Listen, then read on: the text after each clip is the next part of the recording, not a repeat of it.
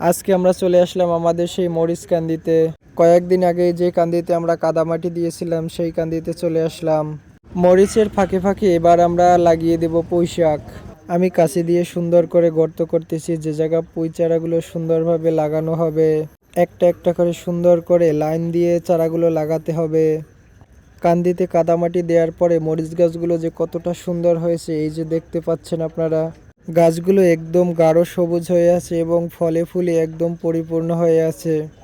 পুঁই শাকের চারাগুলো আমরা একটা গামলায় করে নিয়ে আসলাম। দেখুন চারাগুলো কতটা সুন্দর। মরিচের মাঝে মাঝে সুন্দরভাবে সারি বেঁধে গাছগুলো আমরা লাগিয়ে দেব। গর্ত করা শেষ হওয়ার পরে মা চারাগুলো লাগানোর জন্য প্রস্তুতি নিচ্ছে। একদম ভালো যে চারাটা আমরা ওই চারাটাই রোপণ করব। গর্তের মাটি খানিকটা সরিয়ে মা সুন্দরভাবে পুঁই গাছের চারাটি লাগিয়ে দিচ্ছে। চারা লাগানো শেষ হওয়ার পরে আমরা চারাগুলোতে পরিপূর্ণভাবে জল দিয়ে দেব। 1 মাসের ভিতরে চারাগুলো বেচার উপযোগী হয়ে যাবে।